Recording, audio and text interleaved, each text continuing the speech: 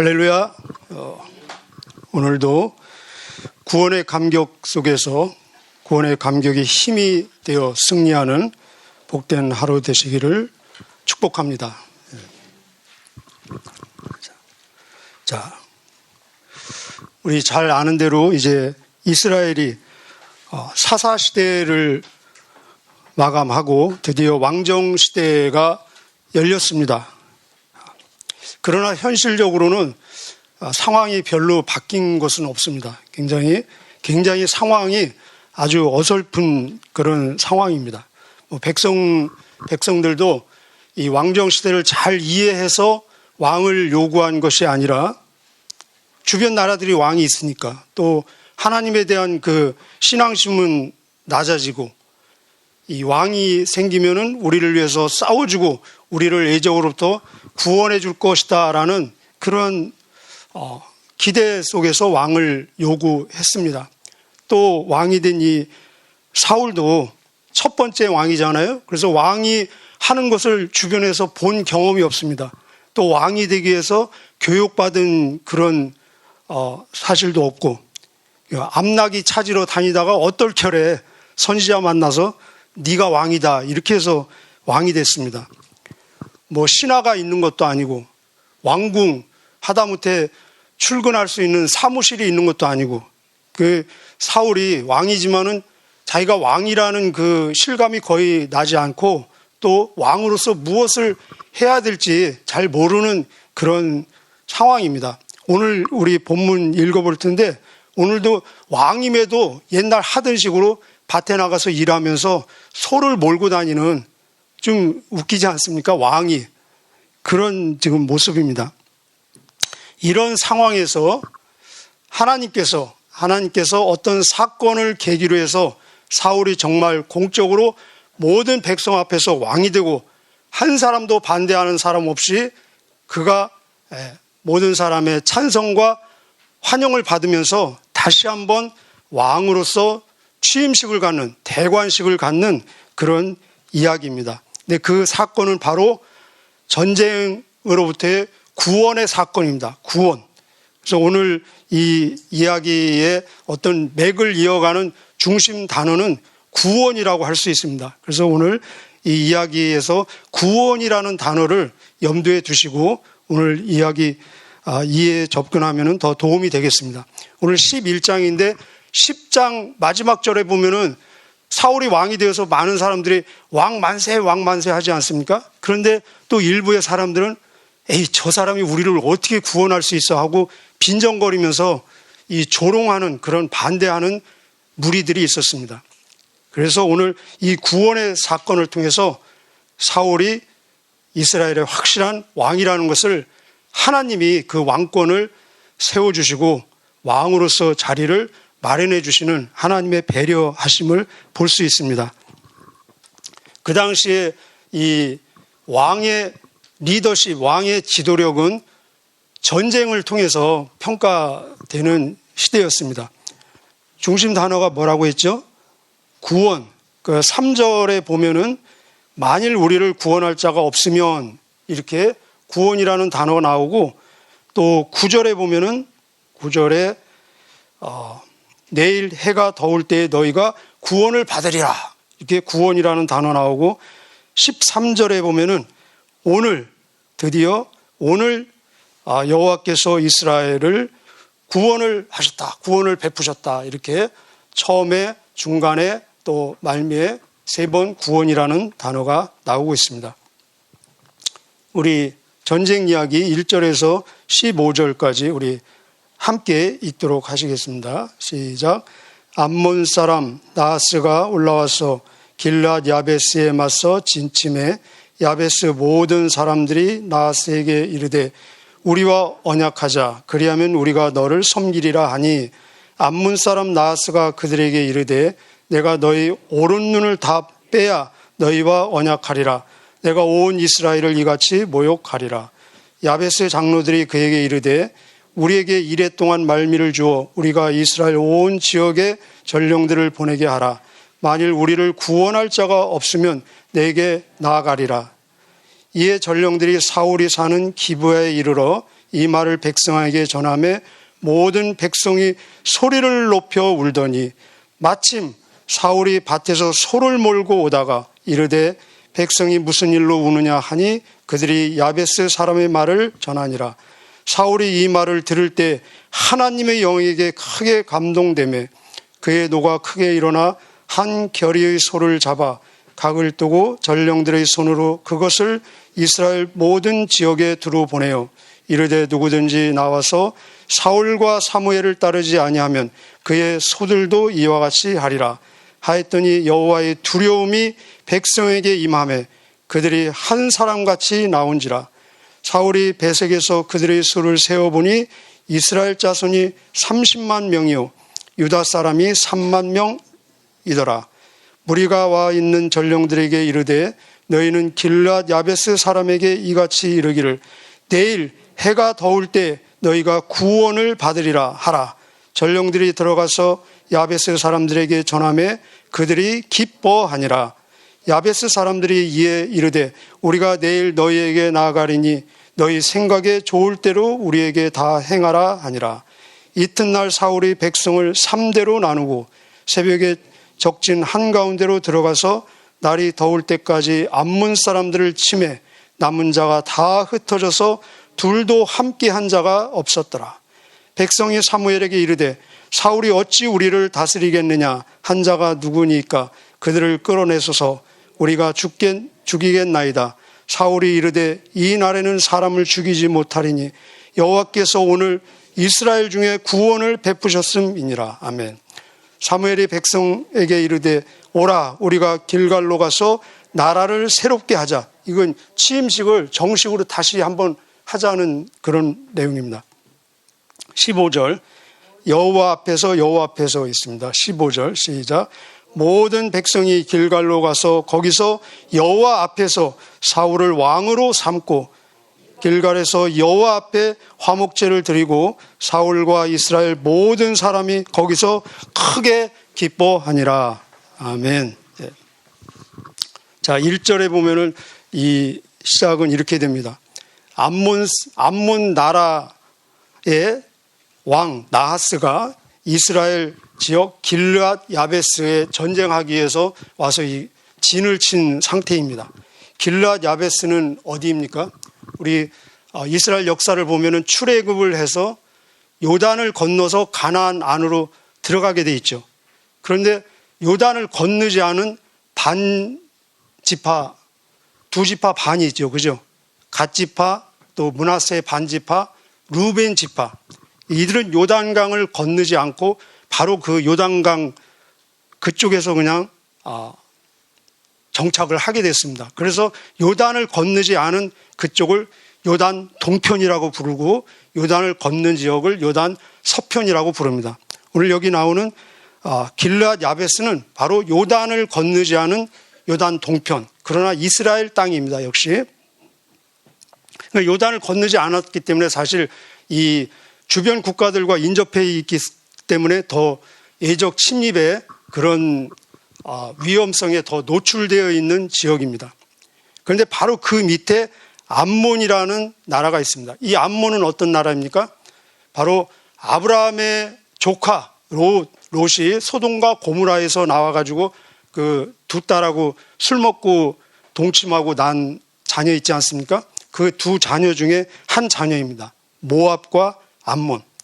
이 암몬 이 나라는 늘 시시때때로 이스라엘을 괴롭힌 아주 호전적이고 잔인하고 또 우상숭배를 많이 하는 그런 아주 이스라엘의 가시와 같은 그런 나라입니다. 그 아모스 1장에 보면은 그런 구절이 있습니다. 아모스 1장 13절에 보면은 암몬 사람들이 자기 지경을 넓히려고 길앗 야베스에 임신한 여인들의 배를 가르니라.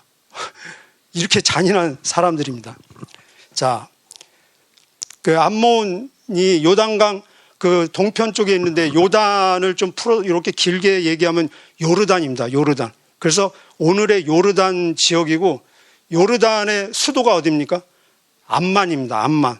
그 요르단의 수도 암만이라는 단어가 이 암몬이라는 단어에서 나온 것입니다. 그래서 아직도 그 암몬의 흔적이 지금까지 있는 것을 우리가 볼 수 있습니다.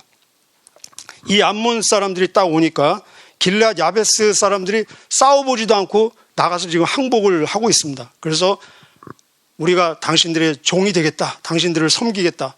뭐 조공도 바치고 또 필요하면 노역도 하겠다.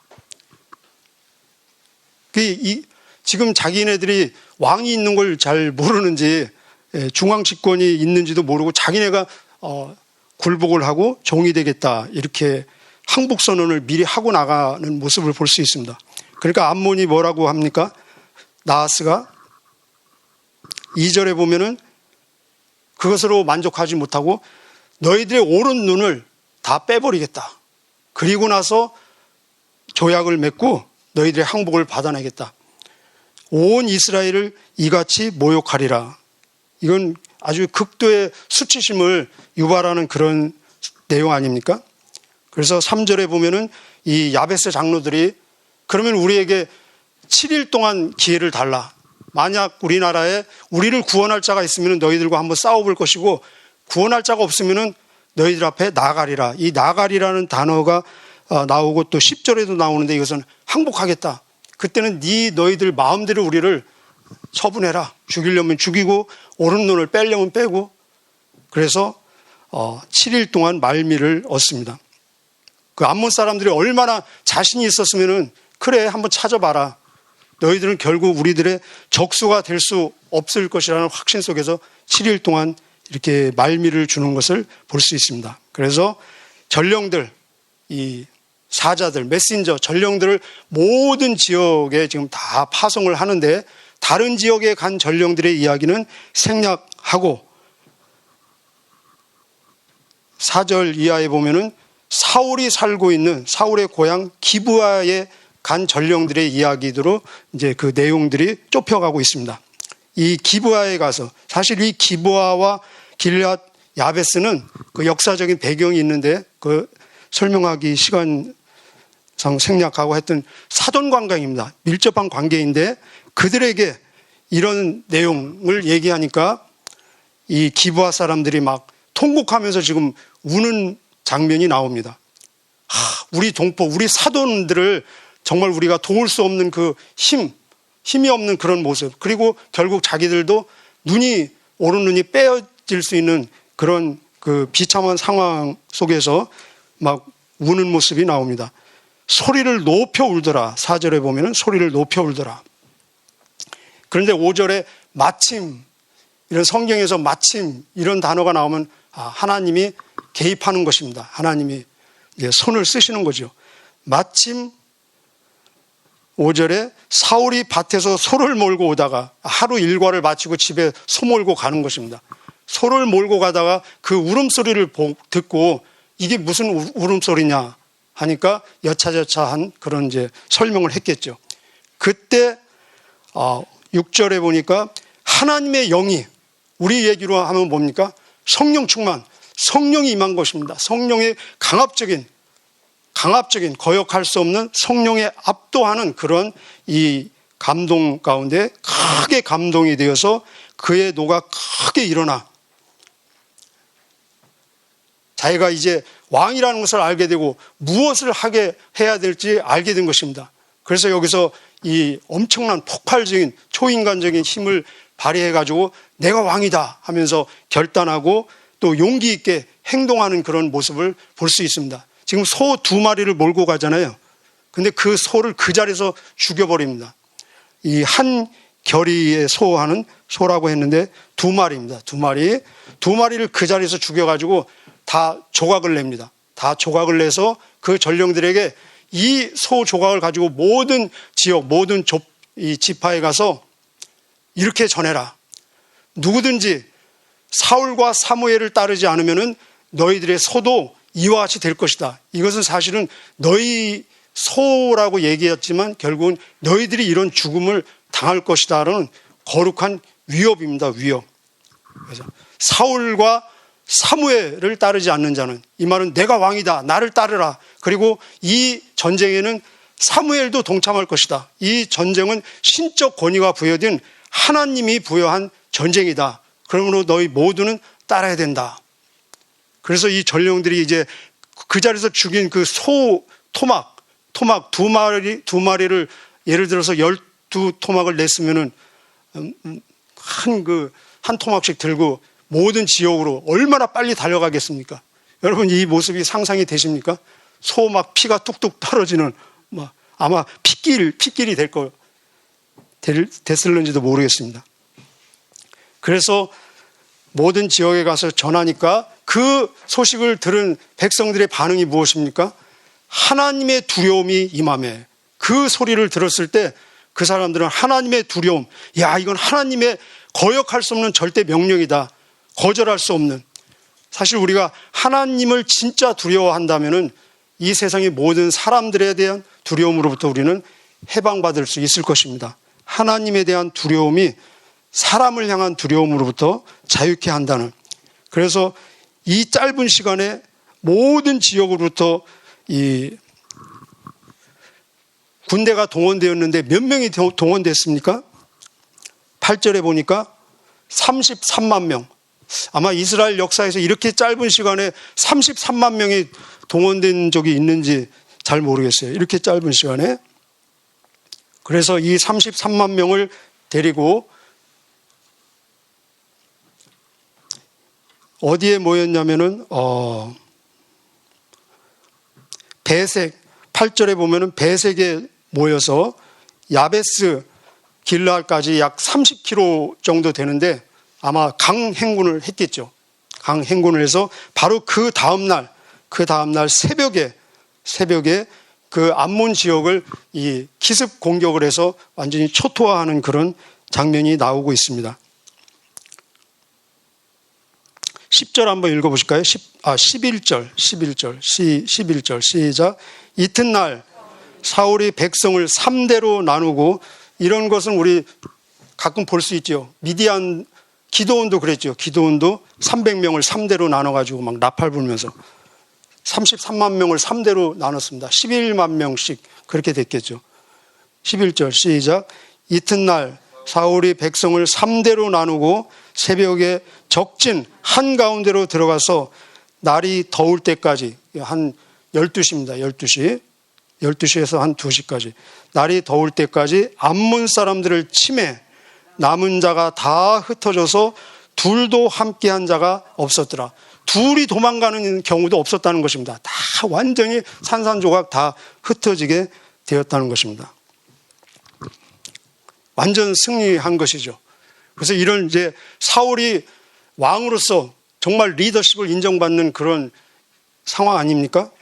그런데 우리 전장에 보면은 사울이 왕이 된 것을 빈정거리면서 저런 사람이 어떻게 우리를 구원할 수 있을까 이렇게 비방하면서 반대한 사람이 있었잖아요.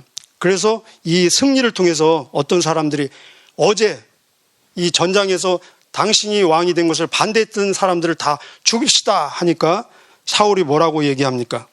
13절에 사울이 이르되 이 날에는 사람을 죽이지 못하리니. 이 포용력, 이 관용, 여호와께서, 내가가 아닙니다. 내가가 아니고 여호와 하나님께서 오늘 이스라엘 중에 구원을 베푸셨음이니라. 14절 15절 우리 결론적으로 다시 한번 읽겠습니다. 14절 15절 시작. 사무엘이 백성에게 이르되 오라 우리가 길갈로 가서 나라를 새롭게 하자. 모든 백성이 길갈로 가서 거기서 여호와 앞에서 사울을 왕으로 추대하고 길갈에서 여호와 앞에 화목제를 드리고 사울과 이스라엘 모든 백성이 거기서 크게 기뻐하니라. 구원하신 하나님께 대한 감사, 영광, 그리고 사울이 왕이 된 것에 대한 축하, 환영, 그리고 이 승리로 함께 기뻐하는 대잔치, 대축제의 장이 지금 열려지고 있습니다. 자, 오늘 이 스토리, 이 이야기를 통해서 제가 먼저 스스로 저 자신에게 적용하고 싶은, 그리고 우리 기도 제목으로 함께 나누고 싶은 내용은 많이 있겠지만 두 가지를 함께 나누고 싶습니다. 첫째는 우리의 삶은 하나님 앞에서의 삶, 우리 코람데오, 하나님의 얼굴 앞에서의 삶이라는 것입니다. 15절에 보면은 여호와 앞에서, 또 여호와 앞에 두 번 나오고 있습니다. 그렇습니다. 우리의 왕 대신 예수 그리스도께서 우리의 원수 사탄과 죄와 죽음과 또 지옥으로부터 부활하신 그 예수님께서 우리를 구원하시고 지금도 우리의 삶 속에서 죄의 유혹으로부터 악으로부터 질병으로부터 모든 문제로부터 여전히 구원하고 계신 우리의 왕 되십니다. 우리 주기도문에 우리를 모든 악으로부터 구원하시고 늘 구원을 위한 기도가 있지 않습니까? 이 구원에 대한 감격과 구원에 대한 감사, 그 구원의 확신이 여호와 앞에 하나님 앞에 설 때 날마다 이 나라를 새롭게 하자 하는 것처럼 새로운 삶이 지속된다는 것입니다. 만약에 사울의 이야기가 오늘 이야기로 끝난다면은 얼마나 사울의 인생은 멋있는 인생 아니겠습니까? 오늘 정말 멋진 지도력, 용기, 패기 보여줄 거 다 보여주었습니다. 9장, 10장에서도 멋있는 모습만 보여주었습니다.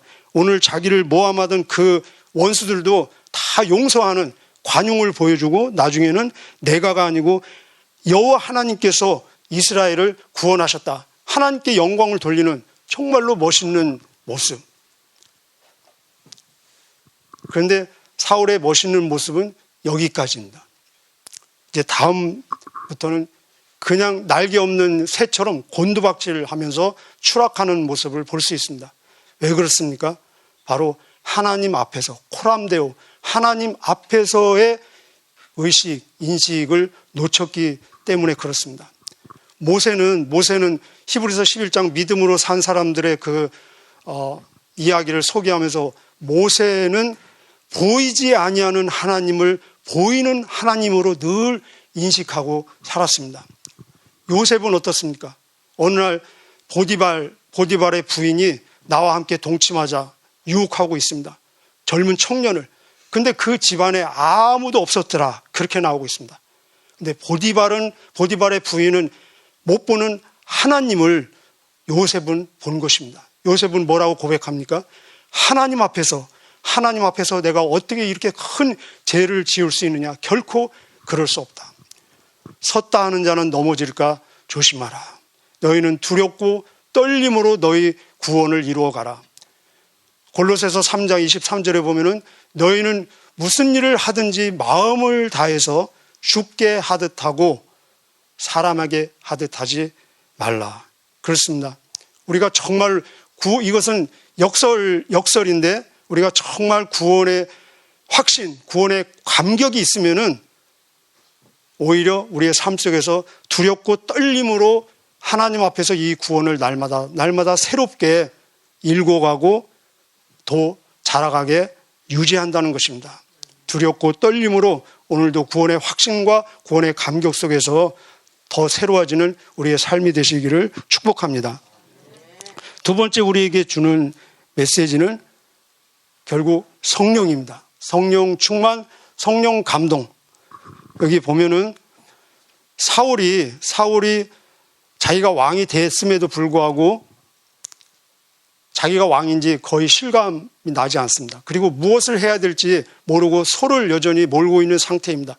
그런데 하나님의 영이 임하심에 크게 감동을 받고 자기가 누구인지 무엇을 해야 될지 알고 결단과 용기와 행동하는 모습을 보여주고 자기 나라를 구원하는 구원의 도구로 쓰임받고 결국은 하나님이 구원하셨다라고 고백하는 정말 멋진 모습을 보여주고 있습니다. 오늘도 그렇습니다. 하나님께서 모든 성도들을 왕같은 제사장으로 이 세상을 구원하라는 사명의 위임장을 주셨습니다. 그런데 우리 주변을 보십시오. 많은 성도들이 자기가 왕같은 제사장이라는 그것을 실감하지 못하고 왕같은 제사장으로 무엇을 해야 될지 모르고 오히려 이 세상의 이 세상의 도전과 유혹 속에서 쩔쩔매면서 근근히 자기 신앙 유지하면서 살아가는 그런 왕같은 제사장들, 거지같이 사는 왕같은 제사장들이 많다는 것입니다. 바로 성령 충만 받을 때, 성령의 감동이 있을 때, 성령의 강권적인 감동이 우리를 엄습하고 우리를 지배하고 우리가 성령의 인도함 받는 삶을 살 때 바로 우리는 내가 왕 같은 제사장이라는 것을 인식하고, 그렇다면 내가 왕 같은 제사장으로 이 세상에서 무엇을 해야 되고 또 무엇을 할 수 있는가?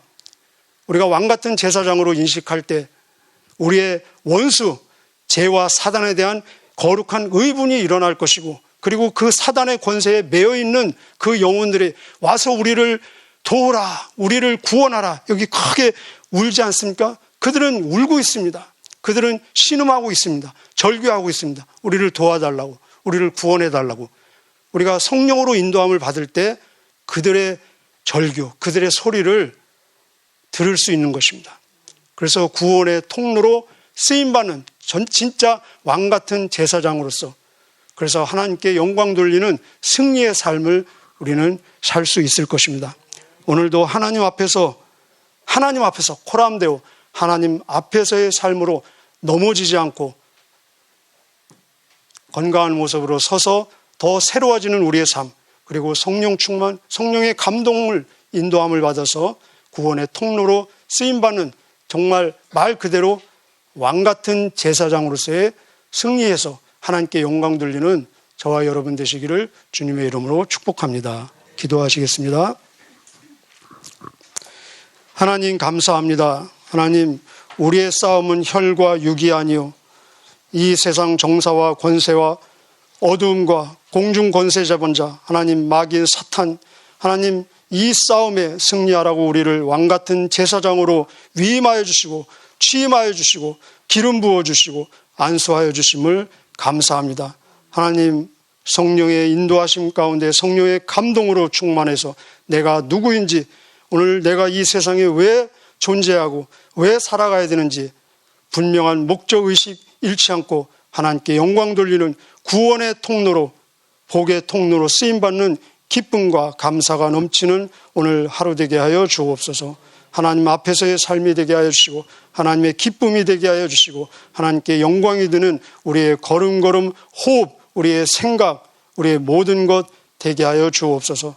우리의 자녀들도 어디에서 무엇을 하든지 동일하게 하나님께 영광이 되게 하여 주시고 이 세상의 악하고 음란한 하나님 패턴을 따르지 아니하고 하나님의 선하시고 온전하시고 기뻐하신 뜻을 구별해서 실천해내는 용기 있는 행동하는 하나님의 자녀들 되게 하여 주옵소서. 하나님 또 여기에 바쳐진 귀한 성물, 예물 하나님 기뻐 받아주시고 이 속에 담겨있는 기도의 제목, 감사의 제목 다 연락되게 하여 주옵소서. 감사드리며 예수님의 이름으로 기도하옵나이다. 아멘.